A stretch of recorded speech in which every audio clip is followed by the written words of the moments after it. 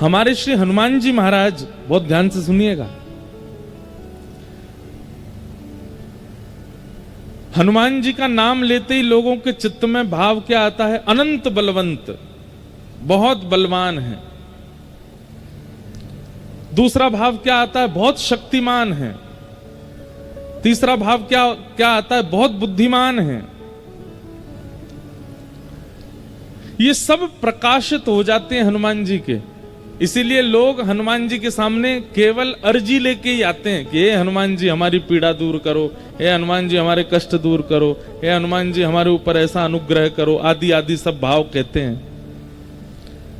आप लोग वास्तविकता पहचान ही नहीं पाए कि हनुमान जी ने अपना बल, अपना पराक्रम, अपना क्रोध, अपनी ऊर्जा, अपनी बुद्धिमत्ता, उसको प्रकाशित करके भक्ति छुपा रखी है, ताकि आप लोग केवल संसार ही मांग करके चले जाओ, कहीं भक्ति का वरदान ना मांग लो उनसे, क्योंकि वो मूल्यवान है।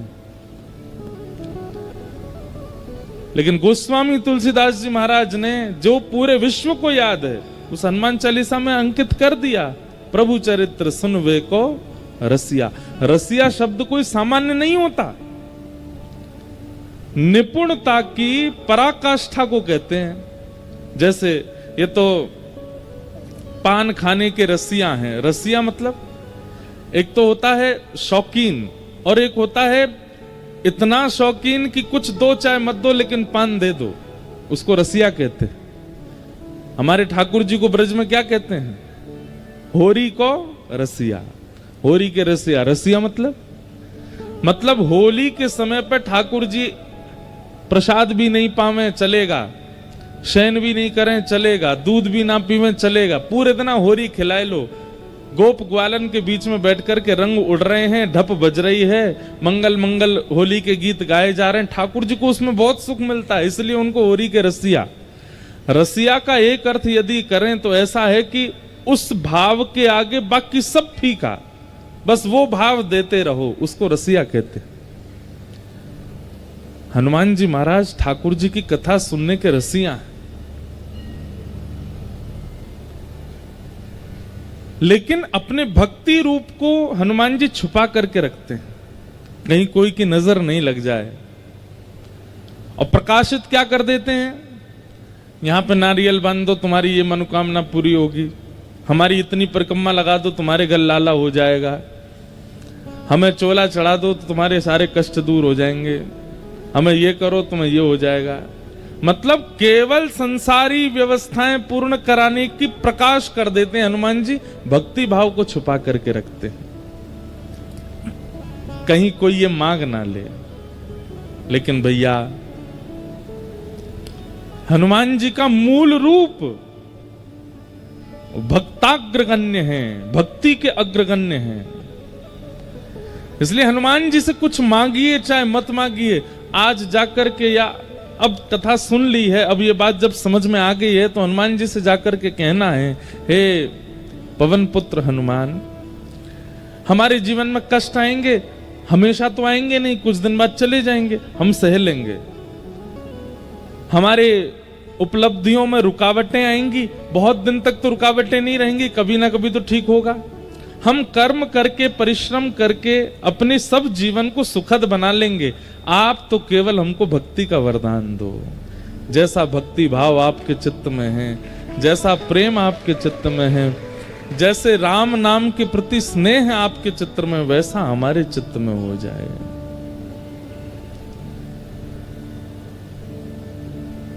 भाई, व्यक्ति जिस भाव में निपुण हो उससे वही मांगा जाता है।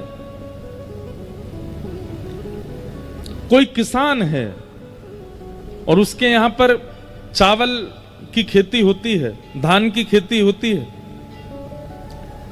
तो आप जाकर के उससे धन मांगोगे तो वो कहेगा भाई मैं कहां से दूं, मुझ पर नहीं है धन। लेकिन उससे कह दोगे एक आध बोरी चावल दे दो तो वो दे देगा, क्योंकि उस पर वो है। ऐसे ही बहुत धनवान व्यक्ति के पास आप चले जाओ और वहां जाकर के आप उससे वो वस्तु मांगो जो उस पर है ही नहीं, वो धन दे सकता है, उसके पास वही है। हनुमान जी महाराज भक्तिवान हैं, उनसे भक्ति का वरदान मांगिए। हमने तो आज तक इतने, हमारे भारत में जो हनुमान जी के प्रमुख स्थान हैं, सब जगह लगभग कुछ स्थान रह गए हैं, लगभग कथाएं सुनाई हैं हनुमान जी को। और आज हम आपको अब एक बात स्पष्ट रूप से कह दें, कथा प्रारंभ होने से कथा विश्राम तक बस ये 4 घंटे छोड़ के बाकी जो भी हम करते हैं वो हम करते हैं, पर ये 4 घंटा कथा में हमारी वाणी से हनुमान जी बुलवाते हैं। हनुमान जी की कृपा है। हमारे गिरधर लाल जी के प्रति हमारा प्रेम, वृंदावन के प्रति हमारा स्नेह, ब्रज के प्रति जो हमारा प्रेम है, इसमें बहुत बड़ी कृपा श्री हनुमान जी की है। हमारी पूरी कथा भी हनुमान जी सुनते हैं सामने बैठ के। तो इस कथा का मूल भाव तो श्री हनुमान जी को सुनाना है। अभी मंच संचालन जो कर रहे थे वो बोल रहे थे कि हमारी माता जी का नाम भी नर्मदा है। केवल हमारी मां नहीं है, पूरे विश्व की माता नर्मदा है। और केवल विश्व की नहीं है, तीनों लोक देवताओं की भी मां नर्मदा है, उनकी भी वंदनीय। और मानवों की नहीं, देवताओं की नहीं, पवित्र नदियों की भी मां नर्मदा है। हमने एक बार जबलपुर में कथा की थी, तो तब नर्मदा पुराण थोड़ा देखने का अवसर मिला था। एकमात्र नर्मदा जी हैं जिनका पुराण भी है, और कोई नदी नर्मदा जी का है। तो श्री नर्मदा जी के पुराण में ये पढ़ने में आया कि साल में एक दिन ऐसा आता है कि विश्व की, भारत की समस्त नदियां श्री नर्मदा जी में आती हैं। सबका जल समाविष्ट होता है श्री नर्मदा जी में। जहां का अच्छा, जो सप्तमी आने वाली है, वाह, आगामी जो सप्तमी है उसी में ही वाह गंगा जी आती है। तो गंगा यानी कि समस्त नदी सब गंगा के रूप में ही आती हैं। आगामी सप्तमी कथा में पड़ेगी अपने। तो ऐसी श्री नर्मदा जी हैं, उन्हें हम बारंबार प्रणाम करते हैं। बहुत सुख मिलता है मां नर्मदा के तट पर आकर के। पवई धाम हनुमान जी को बारंबार प्रणाम करते हैं, पूज्य महाराज जी को वंदन करते हैं, आप सबको भावपूर्ण प्रणाम करते हैं। और आइए भागवत के प्रथम दिवस के सत्र में हम लोग प्रवेश करते हैं। सच्चिदानंद रूपाय विश्वोत्पत्त्यादि हेतवे तापत्रय विनाशाय श्री कृष्णाय वयं नुमः। प्रथम दिन महात्म कहने का विधान है। सच्चिदानंद रूपाय, भगवान के 3 रूप बताए गए, सत्य, चैतन्य और आनंद। बहुत ध्यानपूर्वक सुनिएगा, ये बहुत सुगम संयोग है कि आप सब लोग यहाँ बिल्कुल शहर से एकांत में बैठ कर के कथा सुन रहे हैं। जो लोग सुन रहे हैं वो लोग नियमित रूप से सुनिएगा। हमारा भाव ऐसा रहता है कि कथा में केवल कथा का ही भाव सुनाया जाए, अन्य चर्चाएं ना सुनावें। इसलिए आप सब लोग बहुत सावधानी से सुनिएगा। और कथा में हमको दक्षिणा नहीं चाहिए, कथा में हमको आपसे और कुछ नहीं चाहिए, केवल अपनी एकाग्रता हमको दे दीजिएगा। आप जितने एकाग्र होकर के बैठ जाएंगे उतने आनंद से आपको कथा हम सुना पाएंगे। छोटे बाल गोपाल अगर डोल रहे हो तो उनको कृपा करके गोद में बैठा लेना, नहीं तो पीछे छोड़ आना। बस इतनी दूर मत छोड़ के आना कि बेचारे अंतर ध्यान ही हो जाएं, मंच से ही बोलना पड़े कहाँ हैं बालक आपके ढूंढो, ऐसा नहीं। तो 3 रूप हैं भगवान के। अब आप कहेंगे महाराज जी 24 अवतार फिर काय को कहे जाते हैं जब रूप ही 3 है। तो देखिए, मैं कथा में कहा करता हूं कि हर व्यक्ति परिस्थिति के अनुसार अपना रूप बदलता है। जैसे हम वक्ता हैं, कथा में हम वक्ता हैं, पर अपने घर जब जाएंगे माँ के पास बैठे हैं, बहनों के पास बैठे हैं, अपने भाइयों के पास बैठे हैं, वहां वक्ता नहीं है। वहां क्या है? वहां किसी के भाई हैं, किसी के बेटा हैं, किसी के मित्र हैं, किसी के सखा हैं। वहां हमको कोई महाराज जी नहीं बोलता। घर में कोई हमारी बहन हमको महाराज जी बोलेंगी, हमारे परिवार के लोग हमको स्वामी जी थोड़ी बोलेंगे, गुरु जी थोड़ी बोलेंगे। वो तो हमको क्या बोलेंगे? लाला ही बोलेंगे, लाला बोलेंगे, बेटा बोलेंगे, नाम लेकर के बोलेंगे। क्यों? वहां रूप बदल जाता है। हनुमान जी महाराज आ रहे हैं कथा में, देखो पवन पुत्र हनुमान, खूब जोर से हवा चल रही है और पता भी चला हमें कि 2 दिन से यहाँ पे थोड़ा मौसम करवट बदल रहा था। सावधानी से बैठिएगा, सब आनंद करेंगे हनुमान जी। तो रूप परिस्थिति और व्यक्ति के अनुसार कभी कभी बदला जाता है। कोई बहुत बड़ी पदवी पर है तो जब वो समाज के आगे तभी पदवी का रूप दिखाएगा, लेकिन जैसे ही एकांत में जाएगा, जैसे ही अपने घर आएगा, तब वो पदवी पर नहीं होता है। तब वो फिर उसका पत्नी के सामने वो पति है, बच्चों के सामने वो पिता है, माता पिता के सामने वो पुत्र है। कई बार देखा गया ना कि बड़े लोग जब अपने दफ्तर जाते हैं तो फिर बढ़िया प्रेस किए कपड़े पहनेंगे, प्रेस किए नीचे पैंट पहनेंगे, लेकिन घर पर प्रेस किए कपड़े नहीं पहनते। घर पे तो ऐसे ही रहते हैं। क्यों? जो रूप आपका आपके दफ्तर में है, आपकी दुकान में है, आपके व्यापार में है, वो घर पर क्यों नहीं है? क्योंकि घर यहां पर अपने लोग हैं, ये आपको भली भांति जानते हैं। इनके आगे आडंबर करने की आवश्यकता नहीं है। ऐसे ही घर पर अलग रूप है, दफ्तर में अलग रूप है, ब्याह हो जाता फिर ससुराल में अलग रूप है। सब जगह के रूप अलग हैं। मित्रों के पास रूप अलग है, भाइयों के पास रूप अलग है, पड़ोसियों के पास रूप अलग है। हम लोग तो कितने सारे रूप धारण करते हैं। एक ही दिन में हमारे 10 रूप होते हैं। ठाकुर जी हैं तो 24 ही, पर 24 ठाकुरों के 3 रूप हैं। कौन कौन से? सत्य, चैतन्य और आनंद। हनुमान जी भी सत्य चैतन्य आनंद हैं, राम जी भी सत्य चैतन्य आनंद हैं, वृंदावन कृष्ण भी सत्य चैतन्य आनंद हैं, वैष्णो देवी माता भी सत्य चैतन्य आनंद हैं, महाकाल भगवान भी सत्य चैतन्य आनंद। सब ठाकुरों के 3 रूप हैं, सत्य, चैतन्य और आनंद। नर्मदा जी भी सत्य चैतन्य आनंद हैं, गंगा जी भी सत्य चैतन्य आनंद हैं। अब ये सत्य चैतन्य आनंद है क्या? ध्यान से सुनो। सबसे पहला रूप है सत्य।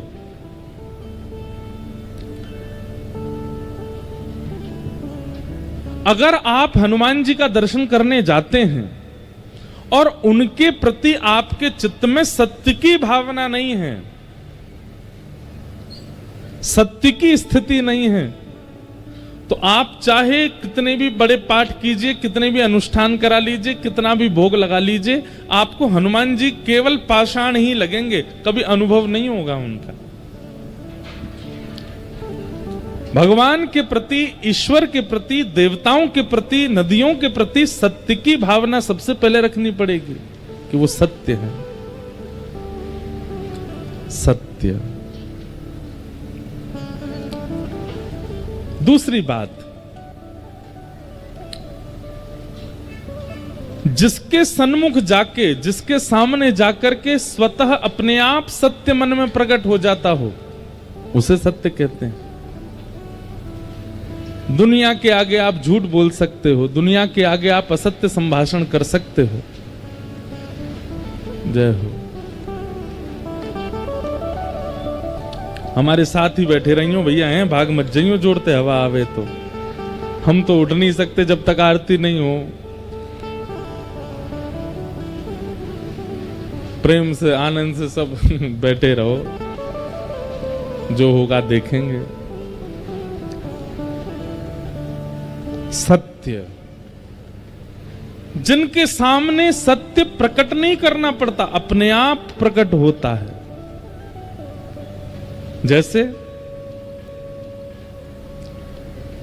पिताजी के सामने अगर आपसे कोई गलती हुई है तो आप सत्य छुपा सकते हो, पत्नी से भी सत्य छुपा सकते हो, बच्चों से भी सत्य छुपा सकते हो, लेकिन ठाकुर जी से सत्य छुपाया नहीं जाता, अपने आप प्रकट हो जाता है। हे हनुमान जी महाराज, पत्नी को नहीं बताया, बच्चों को नहीं बताया, सबसे छुपा, पर आप तो सब जानते हो नाथ, आपसे क्या छुपाएं, हमने ये पाप कर्म किया है, हमसे ये अपराध हो गया है, क्षमा करना भगवान।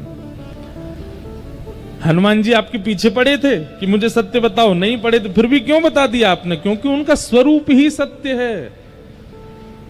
राम जी का स्वरूप ही सत्य है, श्री कृष्ण का स्वरूप ही सत्य है। मैं कथा में कहा करता हूं, जिससे सत्य छुपाया जाए वो मानव है, लेकिन जिसके सामने सत्य छुपाने में आपको बिल्कुल भी संकोच ना होता हो, समझ जाना या तो वो ठाकुर जी हैं या ठाकुर जी का कोई अंश है, क्योंकि ठाकुर जी का रूप है सत्य।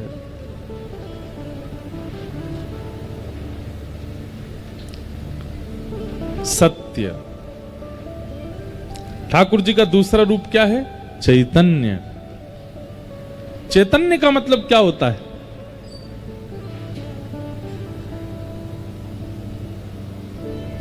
जैसे ये जड़ है, वृक्ष जड़ है, ये पंडाल जड़ है, लोहे की कोई वस्तु ये जड़ है, लेकिन ठाकुर जी जड़ नहीं है। वो पाषाण का विग्रह होते हुए भी जड़ नहीं है, चैतन्य है। उनके प्रति आप जड़ बुद्धि नहीं रख सकते, अगर रखते हैं तो आपका अपराध बन रहा है सेवा में। कई लोग शंकर जी को स्नान कराते हैं, बिल्कुल विचार नहीं करते, उनको ये लगता है कि इनको तो रिगड़ दो जोर से।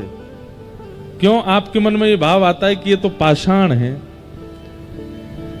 आपके मध्य प्रदेश में देवताओं की बड़ी कृपा है, हनुमान जी भी सबसे ज्यादा यहीं पे हैं, शंकर जी भी सबसे ज्यादा यहीं पे हैं, और सबरी देवी भी सबसे ज्यादा यहीं पे हैं। कितने देवियों के स्थान हैं? देवी देवता सबसे ज्यादा भारत में अगर कहीं होंगे तो या तो उत्तराखंड में या मध्य प्रदेश में, और अधिकतर सब एक से एक शक्तियों से युक्त देवी देवता हैं। महादेव की जब स्नान कराने लोग जाते हैं, बिल्कुल उनको संकोच नहीं होता कि हम महादेव के ऊपर कम से कम धीमे धीमे हाथ चलाएं, नहीं, खूब जोर से महाराज रगड़ देते हैं महादेव को। क्यों? क्योंकि पाषाण बुद्धि है उनके प्रति, उनके प्रति जड़ बुद्धि है हमारी।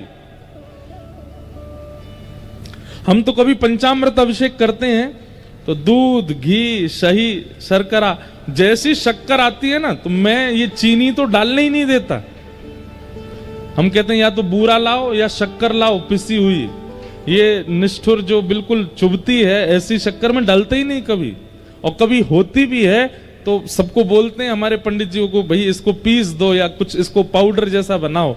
महादेव को ऐसे नहीं लगाएंगे, वो कोई जड़ थोड़े ही है, चैतन्य है। और फिर उसको पधराने के बाद भी बहुत धीमे धीमे हाथों से महादेव के सब अंग से। क्यों? क्योंकि वो जड़ नहीं है। हमारी भक्ति उसी समय लाभ देना बंद कर देती है जब हम ठाकुर जी के प्रति जड़ बुद्धि रखते हैं। वो जड़ नहीं। एक बात कह दें, बहुत ध्यान से सुनिएगा, आप ठाकुर जी के प्रति अगर जड़ बुद्धि रखते हो, किसी दिन ठाकुर जी ने आपके प्रति जड़ बुद्धि रख ली, हे ठाकुर जी इतनी जोर से धूप क्यों तपतपा रही है, हमारा शरीर जल रहा है। ठाकुर जी कहेंगे बेटा तेने भी तो हमको जड़ ही माना, अब हम भी तो जड़ ही मानने। मूसलाधार बारिश। एक जगह तो बड़ा अद्भुत, शंकर जी के मंदिर में पाइप लगा हुआ था, बाहर बोरिंग वाला पानी, वो पाइप से शंकर जी को निभा रहे थे।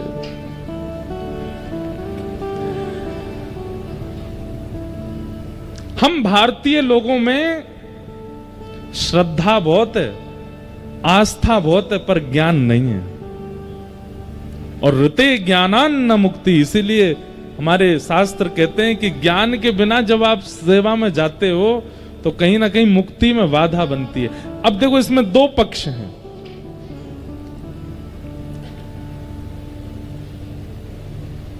या तो बिल्कुल ही हम भोले हैं, बिल्कुल ही हम सीधे हैं, बिल्कुल सहज सरल स्वभाव के हैं, तो कोई दिक्कत नहीं है, तो ठाकुर जी कृपा करेंगे कि आप जानते ही नहीं हो। लेकिन आपको कथाएं सुनने को मिलती हैं, आपको प्रवचन सुनने को मिलता, आजकल तो यूट्यूब पर सब सारे महापुरुषों की कथा सुनने को अनुभव हो जाती है, उसके बाद भी आप मंदिर में जाकर के वही जड़त्व वाले काम करते हैं तो ठाकुर जी को गुस्सा आता है। बोले इसको सब पता है फिर भी कर रहा है। या तो हमारा स्वभाव कर्मा जैसा हो कि पिताजी बोल के गए कि ठाकुर जी का भोग लगाना है, और कर्मा को ये नहीं पता कि नहा धो के लगाना है, और भोग लगाना है बस। उस सुबह उठते ही बिना नहाए धोए खिचड़ी बना के ठाकुर जी को भोग लगा देती है। अब उसको कौन समझाए कि भाई शुद्धता का ध्यान रख, स्नान कर ले, नए कपड़े पहन, बिल्कुल हाथ खासा करके तब भोग बना। भोली है, नहीं जानती है, बिना नहाए धोए बना देती है, अपने दांतुन से ही ठाकुर जी की खिचड़ी चला भी देती है और ठाकुर जी के आगे धर भी देती है, और उसकी खिचड़ी खाने श्री जगन्नाथ भगवान दौड़ते हैं। क्यों? क्योंकि वो भोली है, उसको पता नहीं है, वो जानती नहीं है। पता नहीं है, भोलेपन में, बिल्कुल सीधे सरल सहज स्वभाव में आप ठाकुर जी की सेवा में कुछ कर देते हैं जो शास्त्रों से विमुख है, ठाकुर जी नाराज नहीं होते उसमें। छोटा बालक, मेहमान घर में आते उसको 500 रुपया दे देते हैं तो बालक पकड़ लेता है, और पकड़ते ही अब घर के बड़े लोग तो देख रहे हैं 500 रुपए आए हैं, ये मेहमान जाएं तो इससे हम ले में, ये क्या जाने 500 रुपए की कीमत। लेकिन वो छोटा बालक क्या करता है, 500 रुपए लेते ही मुंह में ले लिया या फाड़ दिया, तो बड़े लोग उस पर गुस्सा थोड़ी होते हैं। क्यों? अबोध है, जानता नहीं है। लेकिन 20 वर्ष के बालक को 500 रुपया दिया गया और 20 वर्ष का बालक उसको खावे और फाड़े तो क्या होगा? घर के लोग कहेंगे रुक जा तारी के तो बता, मैं इधर आ, जानता नहीं 500 रुपए हैं ये, इतना भी नहीं पता तुझको। ठीक वैसे ही अगर हम अबोध स्थिति में हैं मन से और बुद्धि से, ठाकुर जी की सेवा में हमसे कोई चूक होती है ठाकुर जी क्षमा करते हैं। लेकिन हम बाहर तो बड़े चतुर हैं, पैसा लेना है किसी से तो हमको चतुराई आ जाती है, किसी के साथ छल करना है तो हमको चतुराई आ जाती है, किसी के साथ कपट करना है तो हमको चतुराई आ जाती है, किसी से ईर्ष्या करने में हम पीछे नहीं हटते। और जब ठाकुर जी की सेवा में जाते हैं तो हम तो बोले हैं, हम तो कुछ जानते नहीं है। महादेव उस समय अपना त्रिशूल पहनाते हैं, बोले रुक जा मिल मुझे किसी दिन। बाहर के लिए इतना चतुर बनता है, यहां पे आके कहता बोला हूं मैं। या तो अत्यंत सरल सहज स्वभाव हो हमारा, बाहर भी वैसे हैं भीतर भी वैसे हैं, तो संभव है। लेकिन यदि संसार के लिए चतुराई है और ठाकुर जी के आगे भोले बनने का प्रयास करते हैं, ठाकुर जी दंड देते हैं।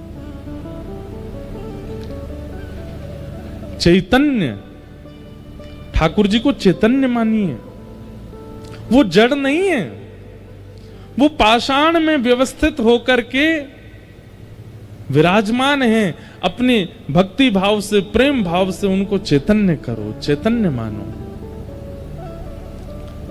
तो पहला स्वरूप ठाकुर जी का सत्य, दूसरा स्वरूप ठाकुर जी का चैतन्य, और तीसरा स्वरूप ठाकुर जी का आनंद।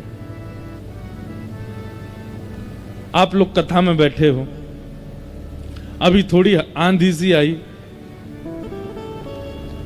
लेकिन आप सब लोग फिर भी प्रसन्न मुद्रा में सुन रहे हो। 2-4 लोग इधर उधर देखने लगे थे, बाकी सब सुन ही रहे थे। क्यों? क्योंकि यहां आपको सुख नहीं मिल रहा है, यहां आपको प्रसन्नता नहीं हो रही है। यहां जिस भाव का आप अनुभव कर रहे हो वो भाव ही कहलाता है आनंद। वो आनंद है। आनंद का और सुख का अंतर क्या होता है? सुख का मतलब क्या है? जो व्यवस्थाओं से युक्त है वो सुख है, और जो अव्यवस्था में भी प्रसन्न रहने देता है वो आनंद है। क्षमा कीजिएगा, शादी ब्याहों में आनंद नहीं होता, वहां सुख होता है, क्योंकि व्यवस्थाओं से प्राप्त है। जन्मदिन के उत्सव में आनंद नहीं होता, सुख होता, क्योंकि व्यवस्थाओं से प्रकट हुआ है। लेकिन कथा, कीर्तन, सेवा, भक्ति, यहां हमें व्यवस्था की आवश्यकता नहीं होती है। यहां तो केवल एक बार प्रारंभ हो जाए। देखिए, कथा से पहले तक थोड़ा लगता है कि ये व्यवस्था, ये व्यवस्था, ये एक बार कथा शुरू हो जाती है ना, हमने तो इतना अनुभव कर लिया, हमारे पिताजी का तो बहुत पुराना अनुभव है।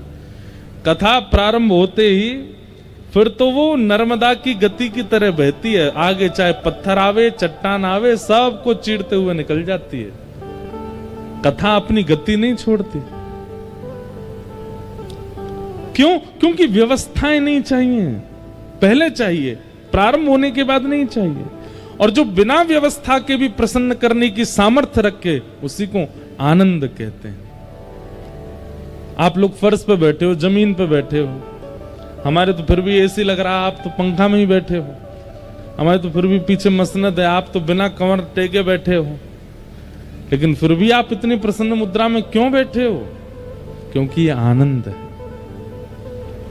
क्योंकि कथा आनंद प्रदान करती है। ठाकुर बिहारी जी दर्शन करने जाओ वृंदावन में, महाराज ऐसी भीड़, एक बार गली में घुसोगे तो फिर दर्शन करके ही निकलोगे बाहर, और वो भी बिना प्रयास के। आपको प्रयास नहीं करना है, धक्का ही इतने पड़ेंगे कि सीधे घुसोगे, दर्शन है कि बाहर ही निकलोगे। लेकिन उसमें भी किसी को अप्रसन्नता नहीं लगती, सब प्रसन्न होते हैं। क्यों?